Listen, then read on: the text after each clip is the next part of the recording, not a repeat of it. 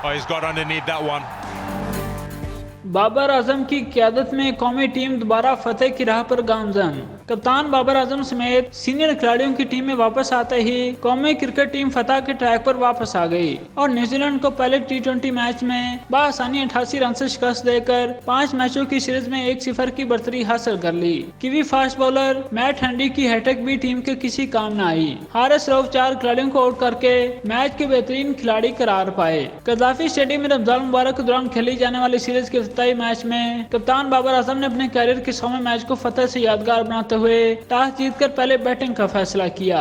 بابر اور رضوان کی جوڑی ٹیم کو اچھا سٹارٹ فراہم نہ کر سکی۔ محمد رضوان 8 جبکہ بابر اعظم 9 رنز بنا کر پویلین واپس لوٹ گئے۔ ابتدائی 2 وکٹیں گرنے کے بعد فخر زمان اور سیم ایوب نے میدان سنبھالا اور چھکوں چوکوں کی برسات کر دی۔ ایک وقت میں گرین شرٹ 10 رنز فی اوور کی اوت سے رنز بنا رہی تھی اور یوں لگ رہا تھا کہ پاکستان بآسانی 200 سے زائد رنز بنا لے گا، لیکن سیم ایوب رن آؤٹ ہو گئے۔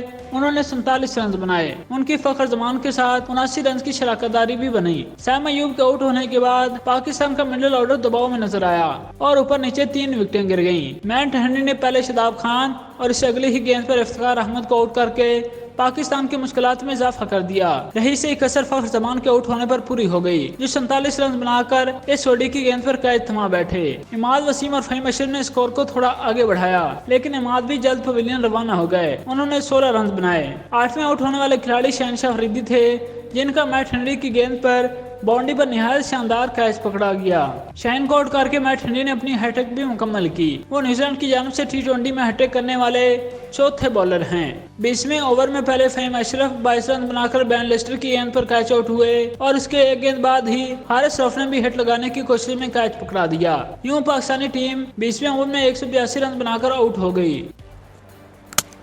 Gone full and hits that off in middle. جواب نیوزی لینڈ کی پوری ٹیم پاکستان کی مضبوط لائن اپ کے سامنے زیادہ مزاحمت نہ کر سکی اور 16ویں اوور میں صرف 94 رنز پر ڈھیر ہو گئی۔ مارک چیپمین نے سب سے زیادہ 34 رنز بنائے اور اوپنر ٹام لیتھم 20 رنز بنانے کے بعد آؤٹ ہو گئے۔ کیوی ٹیم کے 7 کھلاڑی ڈبل فگر میں بھی داخل نہ ہو سکے۔ پاکستان کی جانب سے فاسٹ بولر حارث رؤف نے عمدہ بولنگ کا مظاہرہ کرتے ہوئے مہمان ٹیم کے 4 کھلاڑیوں کو پویلین کی راہ دکھائی۔ اماد وسیم نے 2 جبکہ شہنشاہ افریدی، زمان خان، شاداب خان اور فہیم اشرف نے ایک کھلاڑی کو آؤٹ کیا۔